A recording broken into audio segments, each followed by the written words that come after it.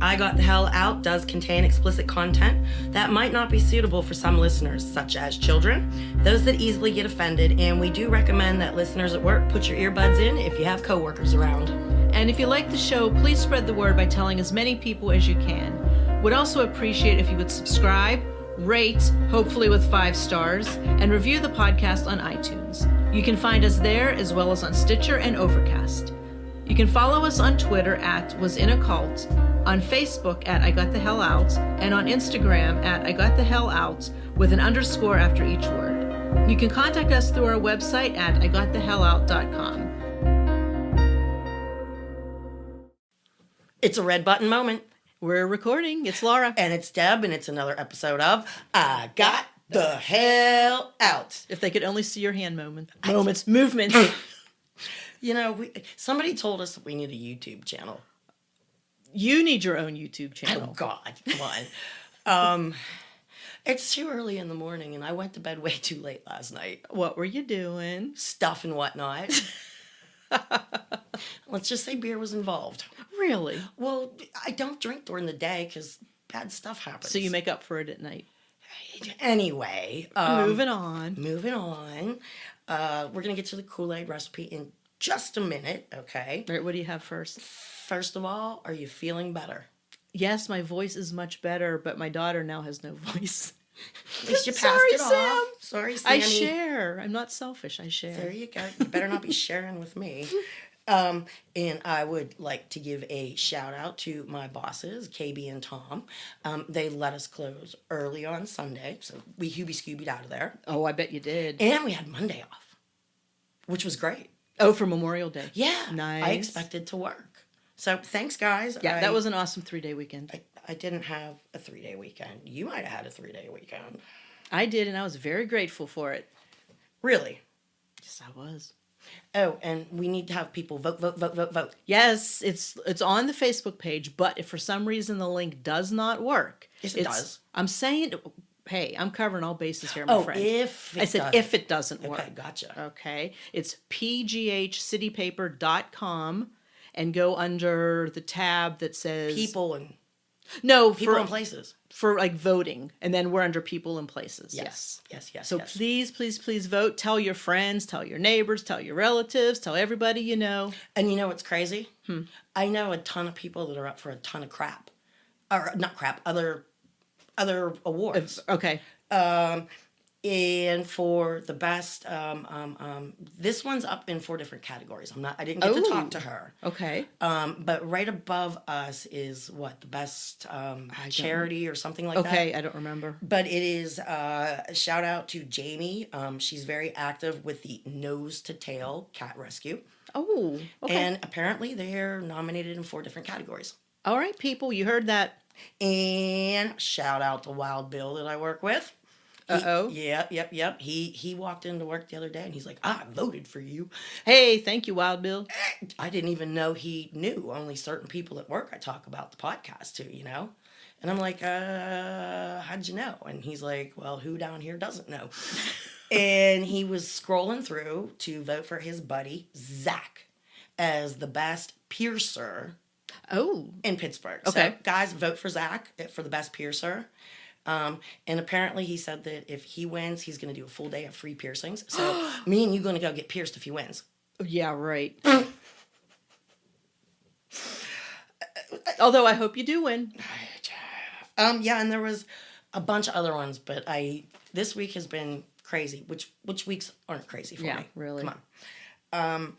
We had a very short episode last week, and a lot of it had to do with I wasn't in my right head still. You know what I mean? Mm-hmm. So, yeah, guys, it's okay. It's okay to crumble every so often. You have to sometimes. I mean, tacos crumble and they're still good, right? You just pick up the pieces and move on, right? Good analogy.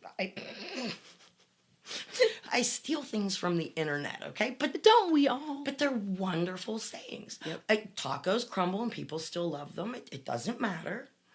And where are we going with this? Oh, I have no idea. Oh, Dana H., thank you for giving us another link for voting. The link we have is pinned at the top of our page. And it says for nominations, and I think it's from last month, But it will take you to the actual takes you new part. directly there. So vote often. I don't even know if you can vote more than You know once. what? I thought you could, but then my daughter said you can't. So I don't know. Give it a shot. Try to vote twice. If you can, you can. If you can't, thanks for trying. All right. Are you ready to move on? I am. Okay. We have a Kool-Aid recipe today. Go for it. A very big shout out to my coworker Kyle. He talks about his band. I talk about my podcast. We work the fryers together. It's great. All right. Okay. He bums cigarettes off me at work, which I don't mind. I was poor back then too. You know what I mean? Mm-hmm. But he is the first person to ever buy me a pack of cigarettes and go, here, thanks for letting me bum off you. Wow. That hit You me. never hear that. That hit me the other day. And that was the day I was having a really, really, really bad day.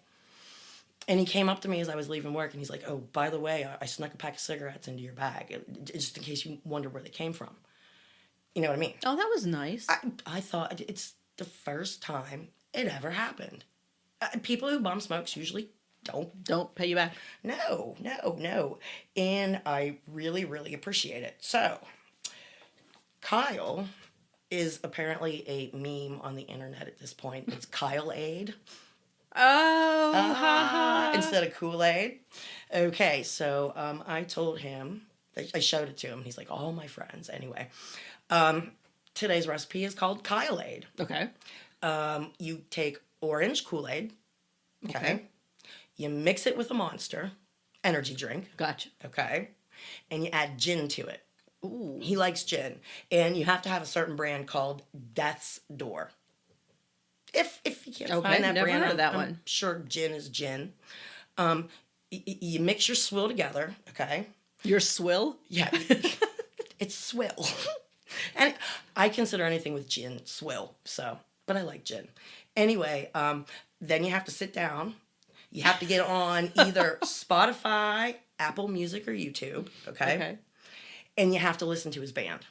Oh, all right. Yep, his band is called Catatonia, Catatonea. Okay.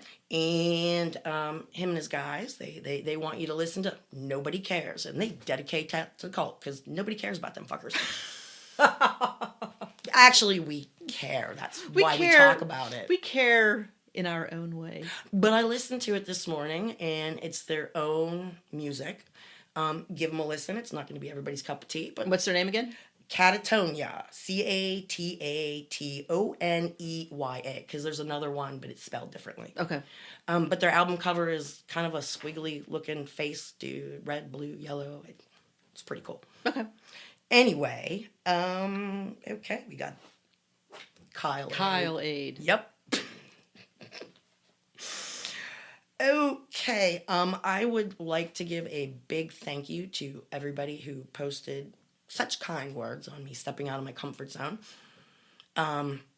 Everybody out there, one small step at a time, and you can figure out who you want to be. As long as you're moving forward. Well, you know what? Even if you take a step back, sometimes that's okay. Sometimes you have Sometimes to. you have to. Sometimes it's out of your control. Yeah, but I was blown away by all the kind words that everybody had for me. That's awesome. I really, really, really appreciated it. And we are going to go to Pending Posts. Okay. Janika, I think she's in Sweden, Switzerland, one of them S's. Okay.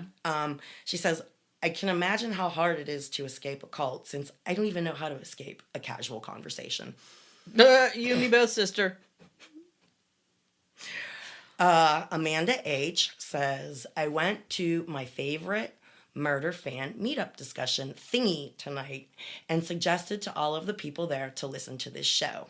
Oh my gosh, thank you. I noticed you referenced them in the last episode, Deb.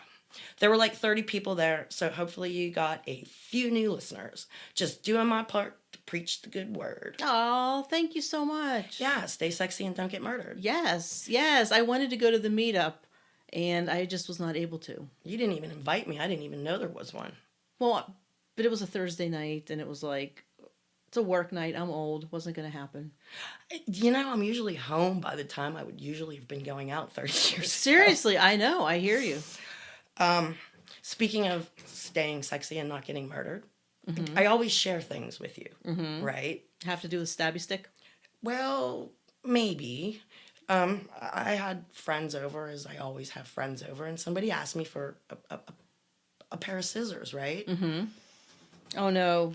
This is what I handed them. Dear Lord, where did you get those from? A yard sale for 50 cents. What in the... What? Get those out of here. Oh, my God. Those are huge. These are my scissors. Look, Of course they are. now, when you're in a cult, Laura, especially a doomsday cult, when they are teaching and preaching to you that people are coming for you, you know, up until Waco and the Ruby Ridge and other assorted incidents, you know, they were coming for us. They're always coming for us, okay? So you learn to be prepared in many You ways. buy big-ass scissors. Are these really that big? Yes, they are. We will compare them to a pair I have. Those blades are It huge. says 12-inch. So these are 1-foot scissors. Dear God. But I never realized like how much I learned about survival from that place. And like just about anything can be a weapon. Do you know that? I'm assuming it can. It really can. And I told you the look on my one coworker's face when I was rooting around in my bag and I forgot to take the commando saw out of there. He was Did like, they know what it was? no. Okay. He's like, you can't bring weapons to work. And I'm like, it's not a weapon. I bought it at Walmart. I need a drink of water. I thought you were going to say, I need a drink. Too early. I finished my coffee. It's too early. I forgot my milk. And this is what I found floating around in my car so I don't choke to death. Oh my gosh. I wonder how long it's been floating in your car. Oh, your car is fixed. Well, yeah. I just thought of that right now. Yeah, I ended up having Tuesday off. I actually had Monday and Tuesday off because usually I work for myself on Tuesday. I was supposed to work for you. And yeah. And I was all screwed up for the rest of the week because I was off Tuesday and here I was thinking it was Thursday. Oh, I think we were all screwed up. Yeah. I'm usually off Thursday, right? So Tuesday, I'm thinking the next day's Friday, but it was actually Yeah, Wednesday. Bummer.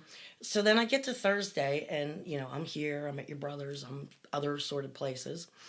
And I go home and I'm making plans for Wednesday. And my friends look at me and go, Deb, today's Friday, tomorrow's Saturday. And I'm like, oh my gosh, I'm all screwed up. You get on a schedule and you get one little bump in there. Messes you up. And it really messes you up. Drop my pen. Well, I'm glad your car's okay. Few $100s later, it's okay. Well, that's not bad. Anyway. Or was it a bunch of $100? No, it was okay. Let's just... Okay.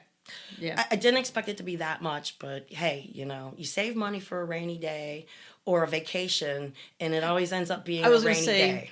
Or when you're an adult, it's always the rainy day situation. That, and when you do go on vacation, then it rains. Alrighty. Yeah. Maria C. shared a link with us that I'm going to post. And these things are everywhere in the world. These cults and these people who want to control people and do what they want to do, and they just make it that way, right? Pastor impregnates 20 church members, claims the Holy Spirit ordered him to. Oh, sure. And look at all them pregnant women sitting there. Oh, my God. And my gosh. we are not going to get into a big discussion. I'm just going to state my opinion on this, okay? Okay. No, you know what? I'm not. Chris S., Laura, she's talking to you. Hey. Here are some of my stabby sticks. The rest are packed because she's moving to a downstairs apartment because screw stairs. Uh-oh. Okay. And she said, Deb, thank you for talking about Hoodwinked. I love that movie. And the goat I was speaking of is actually in Hoodwinked 2. Oh. I was prepared. Clarify. Yeah. There's 2 different ones, but both movies are hysterical. So, okay, moving on. You still there? Who's still there? You. Me. Now, we had a lot of problems recording last week, right? And yeah, we're keeping our fingers crossed we don't this week. Well, I have to put my glasses on, glasses off. I don't like this getting old shit. Look, we're still recording. Red button. Don't jinx red it. Button. Don't jinx it. I read a post from Maria C. last week, and as always, I re-listen to the show in case I made mistakes or I want to clarify something. Okay. And I'm going to reread this post, and then I'm going to throw something out there. Okay. Okay. She says, Debbie, I can relate to you about feeling alone, even though I have my kids and my husband. I have still felt alone and still feel that way sometimes, but I don't have friends to hang out with, and it's lonely. But I am working on myself, stepping out of my comfort zone and being okay, and not having a lot of friends and being happy and okay with it. There have been so many people that are still contacting me through private messages, Messenger, talking about that they thought they were the only one that felt alone in a crowd. Felt alone when they go to their friend's house and there's people hanging out, but you still feel alone. Oh, I know that feeling very well. The reason I reread this is because a lot of us feel alone, and sometimes just even talking to a stranger on a bus, somebody, you're standing next to in the grocery line for 5 minutes. It picks your day up. Do you know what I mean? Mm-hmm. So, Maria, if this is not okay, get back with me.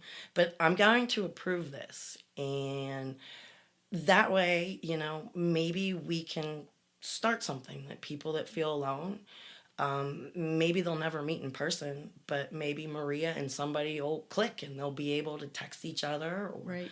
call each other, because alone is a shitty thing. Yeah, it is. When you move to a new place, sometimes you get to reinvent yourself. Like when I moved from here to South Carolina, I didn't have to be the loser I was in high school. I didn't have to be the mistakes I made that everybody remembered. Do you know what I mean? Oh, and they remember. Yeah. People remember the crap. Yeah. Okay.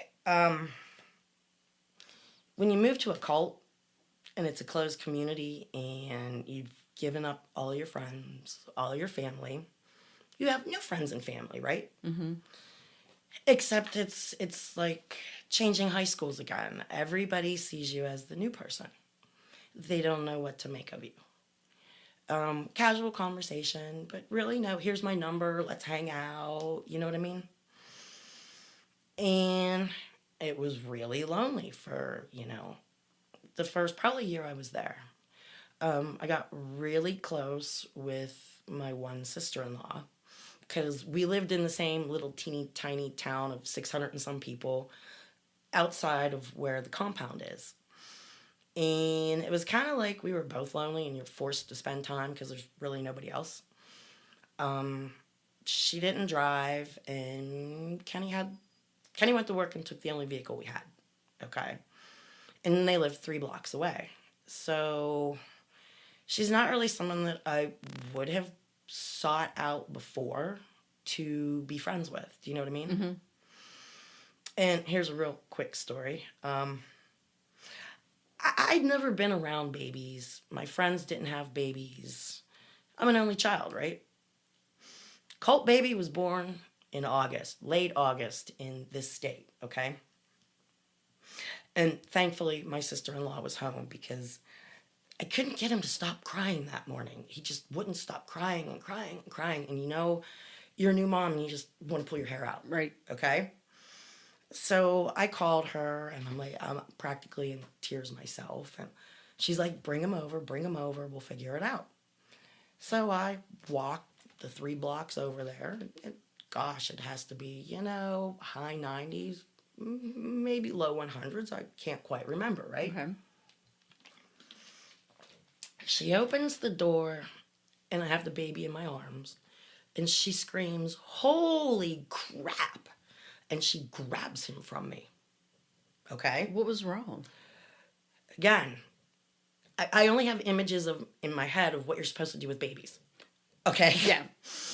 And he's probably 3 or 4 days old. Less than a week, I remember Little that. tiny thing. Okay, you know the little hat that they put him on in the hospital? Yeah. Okay. That's on his head. Mm-hmm. Okay. I have the onesie on him. Okay. Okay. I have his little socks. I have little pants, a little shirt, Oh. and he's wrapped in a blanket. And it's how warm?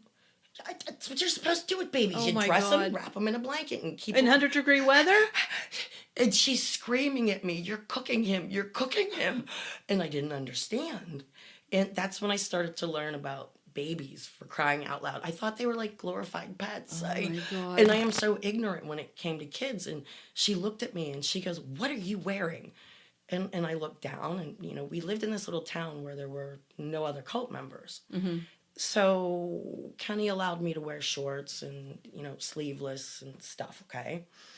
And I looked down and I says, "It's hot." And she goes, "You don't Yeah, think exactly. He quit crying within 3 minutes of her. And she's holding him under the ceiling fan and blowing on him. And I felt so bad. "I'm so sorry, Jess. I am so sorry. I almost cooked you, dude. You're lucky that your auntie was there, because he probably would have stayed wrapped up like that." Oh my And gosh. Yeah. You almost cooked your kid. I almost cooked my kid. And yeah, if you don't know what you're doing with kids, ask for help. Yeah. I really learned to ask for help after that, when I didn't know what I was doing. And there's nothing wrong with that. Nothing wrong at all. Like I said, I had in my head babies that you swaddle them, you put the little hat on. Anyway, I'm so sorry, Jess. Okay. Back to what I was saying. It's a closed community, and you're lonely. And I got my sister-in-law, and she introduced me to some of her friends, but you still keep an arm's distance at people. I had been there for 3-4 years, and I had my group of friends, and you kind of eyeball the new people coming in. Are they hardcore? Will they turn you in for stuff? You know what I mean? Mm-hmm. But I learned a really good, valuable life lesson, because there's only so many members that live there year-round. You really ain't got a lot of pick who your friends are. You know what I mean? Mm-hmm. And I'm really embarrassed to say this, but my real dad is he's the biggest racist I know. Okay? And there's a whole hell of a lot of other reasons I dislike this man. But I remember my first day of kindergarten, and he bent down. I think he was coming home from third shift, and Mom was taking me to kindergarten. I don't remember. He wasn't a real big part of my life. But he knelt down and looked me in the eye. And I'm really sorry, guys. I'm not meaning to offend anybody. I'm just telling you what a racist asshole my father is. Okay? Mm-hmm. And the things that stick in your head haunt you, and you have to rip them out of there. Somebody else told you something that's not you. And anyway, he bent down and told me that I could have a little black girl as a friend, but don't ever bring her to his house. And if he ever caught me talking to a little black boy, he'd string us up both in the backyard in the back tree. Isn't that nice? Oh, I was just gonna say, how nice. Yeah, How there's nice. like I said, there's reasons I don't speak to the man. Whole hell of a lot more than that. That'd be one of them. But I'm embarrassed to say that I never had a black friend until I got to the cult. I kind of shied away from them people. Do you know what I mean? And it ended up being, hi, Allie. She ended up being one of the best friends I ever had. And he was so wrong. So wrong. How many friendships did I miss out on? Because my racist father told me to not talk to a certain person. Mm-hmm. But being in the cult, you have friends that you never thought you'd have. Speech class, 85-year-old woman. She's since died, but I had the most awesome conversations with her, and I considered her a friend. But before I went to the cult, would have ignored her too. Yeah, Allie, I went to her house. She was the first one to give me a phone number, come over, you know what I mean? I have to get her permission, but I have a picture of her on the sit and spin. Sit and spin. Well, we'd get all messed up, and then you had to sit on the sit and spin. Oh, you showed me that picture. I know exactly Yeah. what you're talking about. Yeah, we'd be partying during the feast, and then you get on the sit and spin all messed up, and you spin, spin, spin, and then you get up, and and you're you like, puke, puke, puke. no, do you see my hand motion? I see your hand motions, but just the thought of drinking and then sitting on a sit and spin. Mm-mm. Yeah, we made our own kind of Dear fun. Lord. But I look back, and, you know, Allie would have never have been my friend.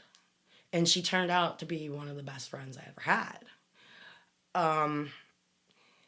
So sometimes even stepping outside your comfort zone means talking to people and making friends that you normally wouldn't. You know what I mean? Mm-hmm. Yeah, I honestly never really tried to even meet people that weren't like within a year or two of my own age. And I was so surprised that I like people. Yeah. But when you're taught to not like people, that really sucks. Yeah, it's amazing how you can be taught such bullshit and you don't know any better but to go with it until you get older. And hopefully some people still don't step out of that. It never really hit me how racist he was until I was in the cult. And, you know, the things he told me weren't true. But as a little 5-year-old kid, your parents are everything. Mm-hmm. What they tell you keeps you safe. It keeps you alive. It keeps you fed. It keeps people from stealing you. Do you know what I mean? Mm-hmm. So, screw you, Bill. Anyway, real quick story. Yeah, she was one of the first ones to say, come on over. So I went over there after knowing her for about 2 weeks, right? And she had these long, beautiful braids for those 2 weeks. And I showed up at her house, and she had this little teeny tiny ponytail. And the braids were gone. The tears sprung to my eyes and started rolling. And I went, why did you cut off your beautiful hair? And she went into fits of laughter. She couldn't stop laughing at me. And here I am crying because she cut off all her beautiful hair. She couldn't stop laughing. She grabbed me by the wrist and dragged me into her bedroom. And she pulled out all these long, flat boxes from underneath the bed. Were they extensions? I had no idea they existed. Was she dying? Oh, she was dying of laughter. Hey, girl. But yeah, I cried because she cut all her hair off and she couldn't. And she started crying because she's laughing her ass off. Oh, she was laughing her ass off at me. So, yeah. Somebody asked me the other day. It was a question they sent in. How did you get sucked in? How do you get sucked into a cult? And there's a lot of different reasons that people get sucked into a cult. I need another drink. Okay. Before you go into this story, which is going to be a good one. Everybody has their own reasons for doing a lot of things in life. Okay.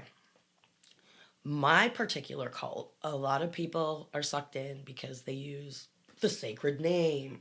Mm-hmm. We've discussed that. Some people are sucked in because, hey, these people, they celebrate the feast days and they spot the new moon. Hey, these people live by the Old Testament. It's a lot of different things. The Sabbath day, even. There's an ex-member, Sammy, and that's how his family got sucked in because they were looking for certain things. It's like being on a treasure hunt, a spiritual treasure hunt. All the religions, all the churches, all the preachers, they all claim to be the right ones. Follow me, follow my religion, right? Mm-hmm.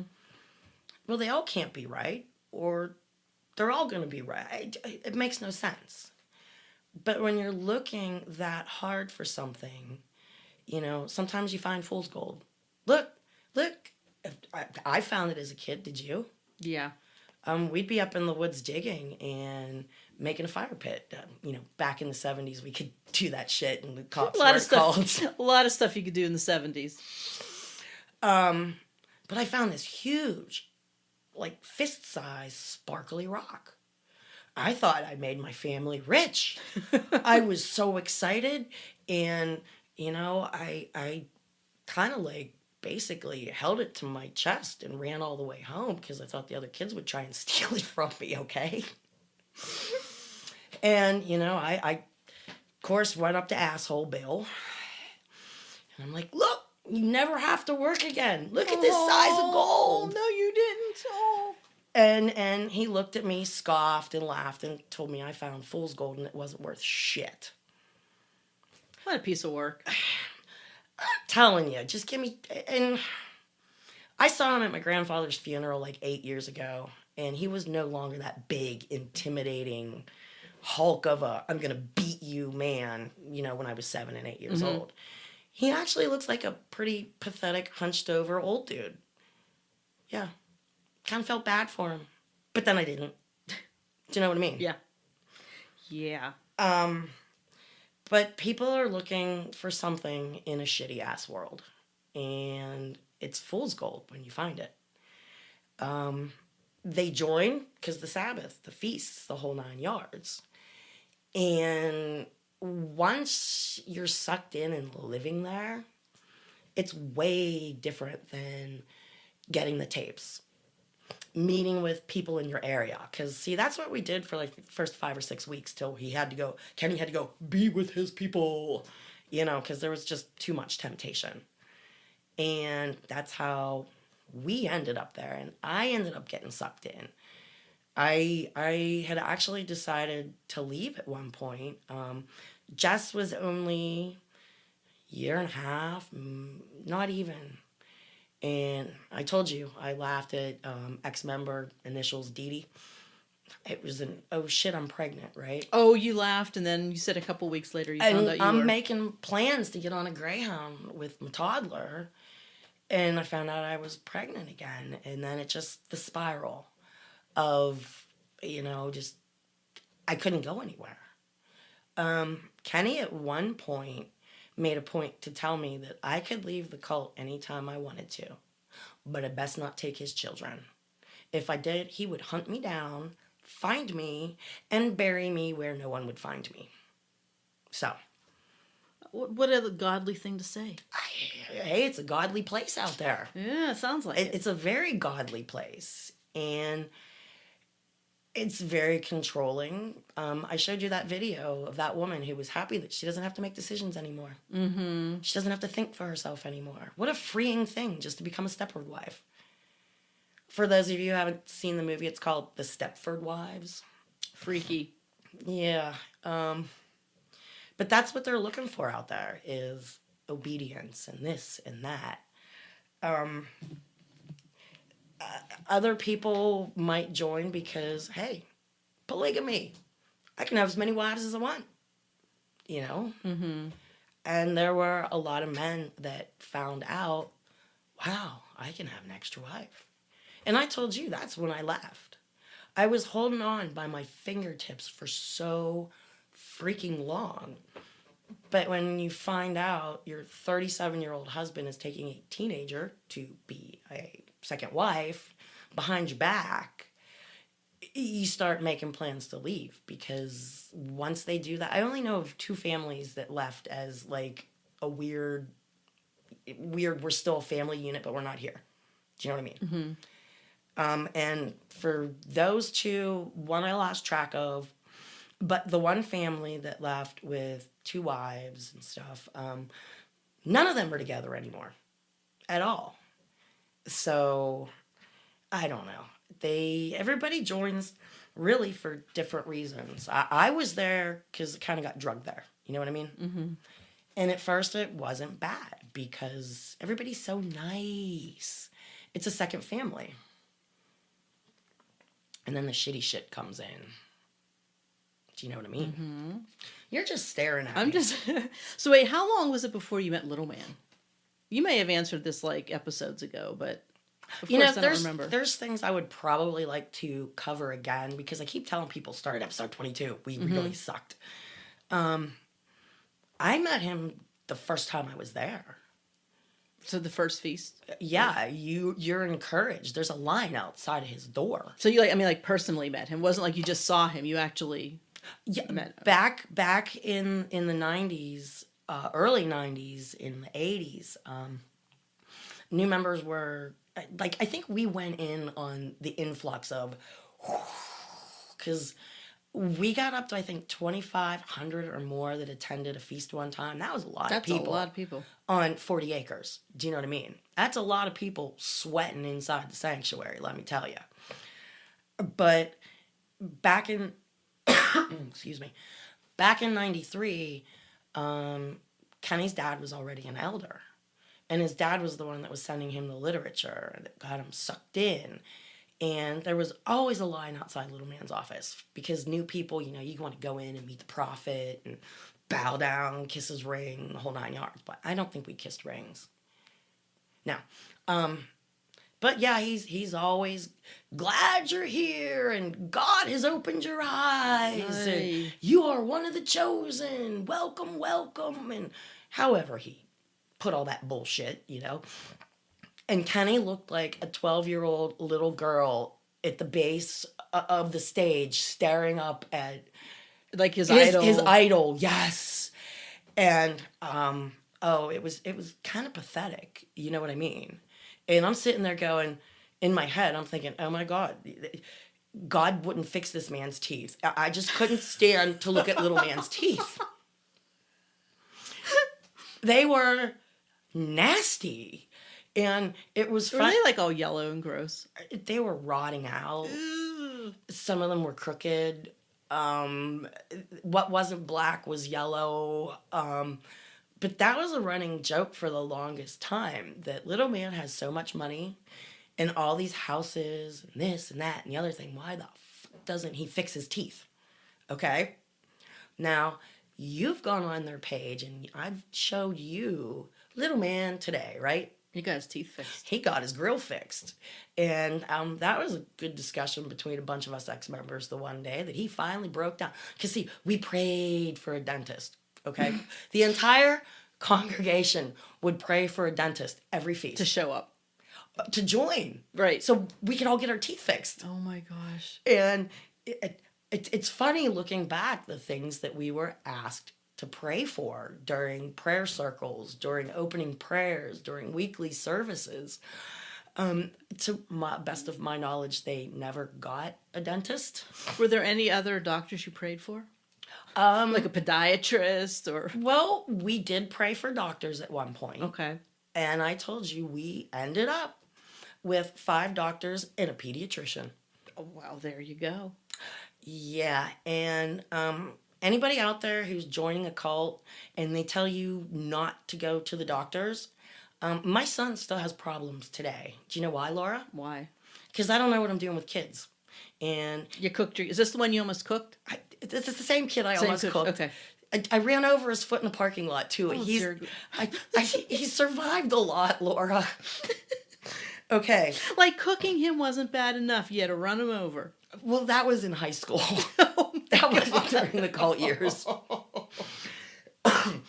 Anyway, do you know the little bathtub rings that you set a baby in because they can't sit up yet? Oh, you mean like you sit them in the tub? Right. And it's the little ring and it's got suction cups and you can spin it, right? Mm-hmm. Well, he wasn't sitting up yet, so this had to have been a couple months after I tried to cook him. Oh, Lord. And I have him in the kitchen sink in his little spinny thing, right? Well, I go in to spin him so I can wash the back of his hair, right? Mm-hmm. And for some reason, it's stuck and it's not turning. And that's when Jesse started screaming his little head off. I don't want to know. When I spun him, he got his arm stuck between the faucet and the spigot. Mm-hmm. And I still cry at this one, okay? Should have taken him immediately to the emergency room because his little arm was hanging there limp. Okay? Oh. Again, we only had one vehicle, and I was living in a tiny town outside of the big town, about 35 miles away. Okay? And hate you, Ken. He made me not do anything because the Sabbath was in 3 days. Okay? And not only was the Sabbath in 3 days, as I mentioned, of the 5 doctors and the pediatrician we had, they kind of took like a rotation of, there was kind of one always there. Do you know what I mean? I guess that was their free will servitude. I don't know. Okay. We always had Mel the nurse. Love you, Mel. Love you. But I remember that, and I had to wait until freaking after services. And of course, I'm a woman. I couldn't go up to Dr. H. Okay. Had to wait till services was over, and So the husband had to go and make the contact with the doctor? man, Oh, man to man. Oh, Okay. Well, I was, if you're requesting something, I could say hi to a guy at that point, or Okay. a man, but I could not request anything from them. That's why I had a hard time keeping the playground built, because you couldn't even request like a hammer? no, What? I had to go to girl member K, who then went to her husband, who would then go to who was ever in charge of. It was like a All game. for a damn hammer. Yeah. Anyway, back to my son. Had to wait until after services, and let me tell you, this kid did nothing but scream. Wouldn't you? If your arm was Hell dislocated, yeah. your shoulder is dislocated. Yes. So after services, we go as a family up to Dr. H. And Kenny's requesting healing for his boy because his arm's not working right. Okay? And at this point, Dr. H asks me to hold Jesse a certain way. And Did he like pop it back in? watch this. No. He picked his arm up like this. Look, No. he flipped his palm up. Uh-huh. He went down like this. And when he came up He, like, like popped that, it in? it popped back in. And the baby quit screaming. But I wasn't allowed to take him to the doctor. And something that simple, my kid was in pain for 3 days. People have died out there because you can't go to doctors. I don't even know how I got on this subject. Oh, I Cooking your kid. You're not going to live that one down. I'm sorry. You know, there's a lot of stories I would love to tell. I can't. But the ones that I give voluntarily, you can't hold it against me. I didn't know what I was doing, and I didn't even ask for help until I couldn't handle it anymore. You know what I mean? Yeah. Wow. I don't even know where I started going with that, but Jesse, I love you, and I've never meant to hurt you any of the times. I dropped a ladder on his head one time. How old was he? Oh, maybe 9. And we talking like little ladder, one of those big aluminum ladders? What are we talking? Oh, it was probably an 8-foot aluminum ladder that I was moving, and it toppled. And his head just happened to be there, right? Toppled. He lived. He's still alive. I managed to get him through it. Any other maiming stories? Yeah, the one time that I did go to the emergency room with a screaming kid, I didn't give a shit what Kenny said. Still in the cult. And, oh God, Jess had to have been about 5, 4. Which meant his brother was 2, maybe 3. And we were getting ready to go somewhere, and just like Mom, you know, clean your toys up, clean your room up, right? About 3 minutes later, I hear this ear-piercing scream coming from the little one. And I walk in the room. He's standing there as a toddler does, stamping his feet in pain and holding on to the side of his head like this. And there's blood just gushing down his neck. Oh my God, what happened? Do you know what Jesse's holding in his hand? Stabby stick. Almost. Didn't really think of it about it like that, but yeah, we were taught anything can be used as a weapon, correct? Big ass scissors. No, he had the handheld bicycle pump that inflates balls, Oh, good Lord.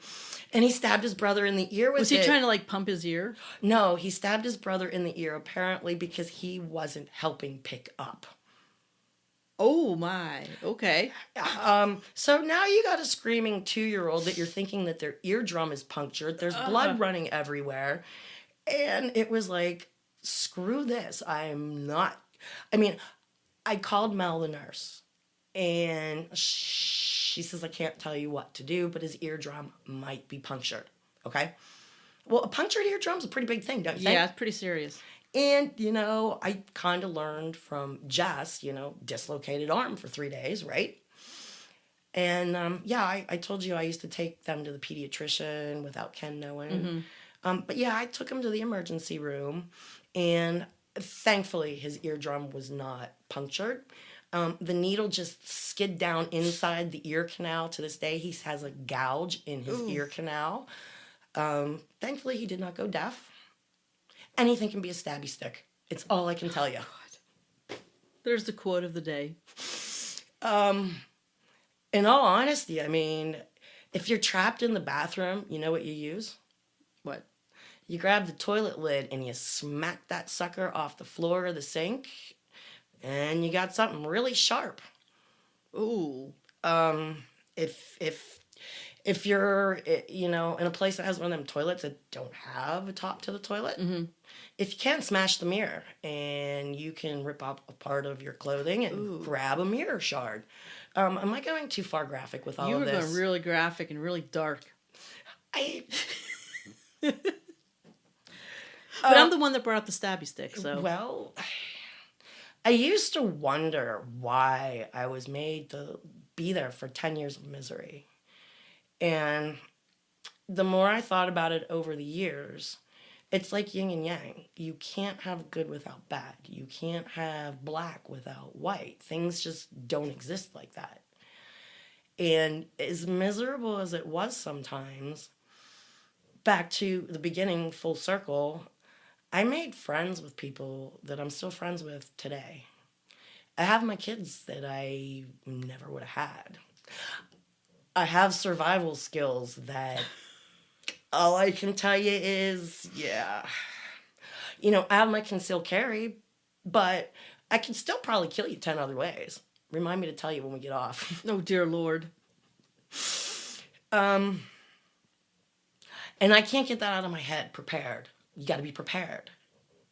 And the shit you have to pull out of your head sometimes. But again, it's always good to be prepared. I mean, they taught us simple stuff is if you have to walk somewhere, watch the shadows around you. Stay towards the middle of the road because that gives you more of a buffer. Well, but that's good advice, though. That's good advice. But these are things people don't think of. Do you know what I mean? If you're forced to be like in the town that we lived at, okay, you can look across the street out of the corner of your eye at the storefronts and see if anybody's creeping up behind you. It doesn't even have to be in the shadows or watch the shadows. It's being completely hyper aware of everything that's around you. Why do you think I jump all the time? I can't get rid of it.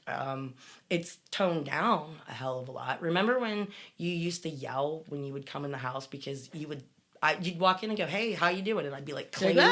I'd be clinging to the chandelier, still going, "Ah, ah, ah." Yeah. So, well, that happens when you get threatened with death. I told you about that. Didn't I? Seriously, I can imagine. Did I tell you about when I actually filed for divorce and left? I'm in Walmart looking at something, and the head of security walks up to me like invading your personal space. So you turn to look to see who's there, and I'm like, "Oh, hey, how you?" And he's like, "Shut up and stare straight ahead." And oh, that's not too creepy. And of course you're used to following instructions. So, in retrospect, I should have beamed him in the head with a can I was holding, but I turned around and I'm like scared to death and I'm staring straight at these cans in front of me. And he said, if I keep my mouth shut, I won't end up like another member that they killed because he was speaking. Okay? Ooh. Yeah, just told me keep my mouth shut and I'd be fine. Don't talk like so-and-so did. And I didn't for years. And we've covered this. I don't give a shit no more that they know what I'm doing because them and people like them need shut down. They ruin lives. But back to the yin and yang thing. I have learned so much being there and from the people that I've met. So anybody out there who's feeling lonely, just keep on keeping on. Step step outside your comfort zone. You know, if you go to church, maybe that little old lady that you see sitting by herself all the time, see if she wants to have a cup of coffee. Old people are a plethora of good stories. You know Oh my that? gosh, absolutely. My grandma just turned 98 the other day, and I love talking to her about the changes she's seen in 98 years. Oh, can you even begin to imagine? I mean, they were alive before TV. She's older than Betty White Oh, wow. by like a year or two. That is insane. Yeah. Wow. And she's the only one I know that really doesn't have any health problems right now. God bless her. Shout out to you, Grandma.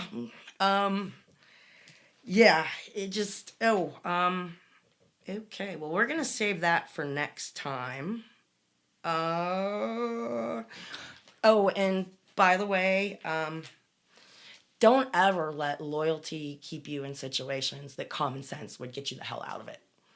Because in retrospect, again, my loyalty to my family kept me there far longer than I should have been. And I think that's about pretty much all I have to say. You have an article if you'd like to read it. Do you want to save that? Or do you want to read it this week? You know what? You know what next week is? I promised a really good topic this week because I thought this episode is going to be next week's episode. Oh, I got you. Do you know what episode we're going to be on? 69. Yep. And Look at you laughing and giggling. Yeah, it's going to be the sex episode. The sex episode. Sex The episode? sexisode. That's what we're calling it. Okay. It's named before we even started. right. Let's see what I got on my phone here. Oh, God. You know, my phone just does all these weird things when I'm... yeah. Okay. What are you looking for? I don't know. I'd like to give a hi out to my friend, Wendy. She says we really need to stop putting ourselves down because we do an absolute wonderful job. And we put ourselves down too much. I think we just listen to it differently than other people do. Maybe. I think so because, look, I'm going to find it. See, because you know what we hit this week? I can't believe we're just saying that right now. I can't even... 250,000 downloads. Thank you, everybody. Thank you. Oh my God. Girl, I never would have thought it in a million years. And why? Me neither. You know what? It's not on my Facebook anymore. Why is it not here? Oh, Facebook's messed up. That's why. Those algorithms just completely suck. I don't know what to tell you. But yeah, we hit a 250,000 downloads, and I never in a million years... You told me we were going to do this, and... That's like a shit ton of downloads. I'm like blown away. Can you imagine if we had $1 for every one of them? Hell, a nickel for everyone. Anyway, in the comments, I said something about, thanks for everybody for listening, being a shit show. And Sam had some really kind words that, of course, I'll find it after we're done. But they really like listening to us because they can connect with us. We're real people. And we're not some... how did they put it? Gussied up, make-upped up observer that's telling what they see about this cult. It's my story. I'm telling you what's going on. And thank you so much for your kind words, Sam. And as always, Facebook screwed it up. Hey, do you know what I mean? Yeah, I know. Anybody out there, you feeling lonely, you need someone to talk to, I answer everybody. Messenger, email, whatever. You need help? Still helping people. You know what I mean? You know the realization I came to the other day, Laura? What? I've always wanted to help people, and that's why I've been wanting to start this nonprofit, right? And over the course of doing this, I've had so many people just thank me for being there and listening to them. And I'm helping people without even... I had a dream, and it may not be what I want it to be yet. But it's starting. But I want to cry. Yeah, it's starting. And I really want to win this best podcast in Pittsburgh so that it maybe will launch us to the next level. To the next level, and it will actually maybe shed a spotlight on these people of what they're doing. My one friend Brandon that I talk about a lot, right? He went to college, and I am so proud of him. But at one point, he was like, "Screw you, Mom," because he had to study for a test. And he never got to go to school. So here he is in college trying to do this. Oh my gosh. Has no idea how to do it. But him and his lovely wife and their kids, I just love them to death. One of these days I'm going to get down to visit them. I think they just moved back to that state though. Damn it. Ugh. Yeah. For some reason, people gravitate back there. They never leave. I've never understood that. Well, a lot of people, they can't leave because there's no money. Because the cult sucked it all up. Gotta love those tides. You know what would be really cool? If all us ex-members got all our money back. Oh, could you imagine? Because I talked to 2 ex-members that... I showed you the photos of the boxes of the stuff that they have from that place, right? Mm-hmm. Her husband kept every receipt from that place. Every tithe receipt. Oh, every my free will gosh. offering receipts. Everything. Did he total them up? No, and they probably wouldn't do that for me, but hey, Naoria, please total it up. We want a total. But you know what else he has receipts for? Because it didn't exist at the time, right? The midwifery. Because you had to pay to have your babies born that's there. That's right. Not. Oh my gosh. Yeah, he has every receipt from that place. I find that amazing. He has every booklet, every receipt, every newsletter, every blank word magazine, okay? And that's where all them boxes of shit come in at. And I'm sure there's other ex-members out there that have saved crucial pieces of shit that proves, yeah, this went on. You know what I mean? Mm-hmm. Because I have no proof that they almost killed me. And oh, yeah, I almost killed Jesse before he was born. Okay, then. The midwifery, yeah, yay me. You know, your first kid, you start having contractions, and they kind of tickle, kind of like, you know, early period pain. Wait, whoa. Contractions tickle? Well, the first couple. Like, the first one, you're like, wait a minute, is that a contraction? It feels like I'm cramping a little. You know what I mean? That's not tickling. Okay. I don't know what kind of contractions you had. Well, they started out just like a slight little, like, I'm cramping, okay? I'll let you have it. Go ahead. Okay, well, it's my first kid, and I called up my midwife, and, you know, she's like, well, I'm working today, and it's your first kid, or child. It's your first child. Oh, she can't say kid, that's right. Because that's a goat. Okay. And she's telling me to time them, and they're, 20, 25 minutes apart, okay? So, like, a long time to go.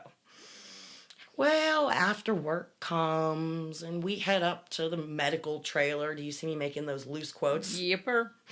I don't even know what year trailer it was, but it was the medical trailer and midwifery all slash into one, right? Oh, good. But you had a list of stuff to bring, okay? They had a TV and a VCR, so you could watch movies that were approved, or sermons. Oh, jeez. Just what you want when you're in labor. No. But there were certain movies we were still allowed to watch at that point. You had to take a gallon of water and a gallon of juice. Okay. Look at you looking at me with one eyeball cocked open and the other one shut. What kind of juice? Any kind of juice that you like. Apple juice, cherry juice, orange juice. Juice. Okay. Now, of course, he ain't never been around pregnant women, babies, nothing, right? Mm-hmm. So I'm listening to what these 2 midwives are telling me, okay? And gotta stay hydrated, gotta drink. Well, in retrospect, they don't even give you ice chips when you're in labor. Do you know what I mean? Mm-hmm. So contractions are getting more and more. It's getting to be 8, 9, 10 o'clock at night. Well, guess what? What? Kenny decided he was tired and he was going home. But call him if anything happens. Okay? Oh. At this point, the 2 midwives go into the back bedrooms that are exam rooms, or if somebody's really sick, they have a bed to put them in, right? Mm-hmm. And here I am by myself, sitting in this labor chair, okay? Oh, good Lord. Naked from the waist down, okay? And I was in so much pain by like 1 a.m. I couldn't even get up and change the freaking movie. All I had was a remote, and I was hitting, stop, and I would rewind it and play it again. And I must have blacked it out because I don't even remember what movie it was. Guess who showed up at around 7 in the morning? Who? Kenny, after a good night's sleep. after a good night's sleep, and the midwives are waking up and they got a good night's sleep, and here's me in tears. I'm having contractions like every 2 minutes. It was nonstop. And he comes in and he comes over and he goes to give me a kiss on the forehead. Did you punch him? No, but Kenny's pretty damn hairy in the chest. So I reached out as I'm reaching out to you, and I grabbed him by the shirt and a handful of hair, and I twisted completely it upside down, and the look on his face. And I hissed at him that he was taking me to the hospital right now, or I would crawl down that dirt road on my hands and knees until I found some kind Samaritan who would take me to the hospital, okay? So we go to the hospital, get wheeled up to labor and delivery immediately because, I'm bleeding everywhere. Right. Oh, my God. This kind nurse comes in and she's pushing on my stomach, and I will never forget her going, "Oh, my word," and she runs out of the room. She runs back in. Do you know what she's holding in her hand? What? A handful of disposable catheters. Okay? What? The catheter you... Yeah. I filled 2.5 of them. They don't know how my bladder did not rupture. Okay? From all that crap you had to drink. Well, what happened was I was in labor, and Jess was trying to come down the birth canal and be born, right? Mm-hmm. He cut my urethra tube off. Oh, dear God. So I couldn't pee. And they kept making me drink. So the more I drank, the bigger my bladder got. Oh, my gosh. He couldn't get past the bladder, and I couldn't pee. Holy shit. And if I wouldn't have made Kenny take us to the hospital, we both would have died. Oh, my gosh. Yeah, my good friend, C, her baby was coming out breech, and nobody would touch her because that was unclean stuff. Aye. Her husband actually scooped her up and took her to the hospital where they did an emergency C-section on her. She almost died. She's in a medical journal for having lost the most blood because we weren't allowed to have blood transfusions. Oh my God. But yeah, poor Rue, his little buttocks were purple for 3 weeks because she was trying to squeeze him out her birth canal for oh my God. 7 hours. She's pushing for 7 hours and only his ass cheeks are coming out. Anyway. And the cult was okay with that. That's about all I got to say on that. You finally got the questions done. Damn. I have to get a hold of another ex-member. She went back to her old name, starts with an F. She had children, and one of them actually died out there in childbirth. She hemorrhaged to death. And I have the questions for her and her family. We're going to, I mentioned this a year ago, that we're going to do a memorial episode for a lot of the people that died out there, needlessly. So, anyway, guys, next week is the Sexisode episode. How do I go from one thing to the next? Oh my God, I need coffee. Yeah, and it's going to be a good episode. And then Laura's going on vacation for 2 weeks, so we're trying to figure out what we're going to do with that. Yeah. Please send me anything that has to do with sex questions and the cult, please. Oh, yeah. Come on. This is like the anonymous, in school, ask me anything question. Yep. And you have no idea who wrote it. Except yes. You see the person turning red in health class. Yeah. Will a blowjob get you pregnant? Yeah. And meanwhile, the girl over there, she's turning bright red because she's giving it away that she's the one that wrote it. Right. So, yeah, if you want your name mentioned with your question, let us know. Yep. If you want it to be anonymous, let me know. Any ex-members out there who have any sex stories, multiple marriage, how you met your husband crawling through the window. I mean, come on. Well, that's how a lot of elders got their young wives. They defiled them and can't marry anybody else. Come on. And anybody out there that listens to me, and I know a lot of these people, and a lot of them are still together.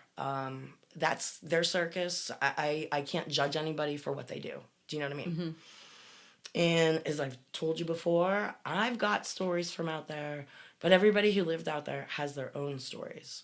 And shout out to everybody who is speaking up. We're finally being heard and recognized. Vote, vote, vote, so we can put them in the spotlight and Yes. make people wonder how the hell is this still going on. Okay, I think it's time for another cup of coffee and a Yes. smokerette. So, So let's wrap it up. yeah, just send me some really good questions. Oh, I know we can count on everyone. And you, Laura, have to come up with some really good questions. I will. Okay. Well, guys, it's been Deb. And Laura. And it's been another episode of I Got the Hell Out. Talk to y'all next week. Bye. Bye.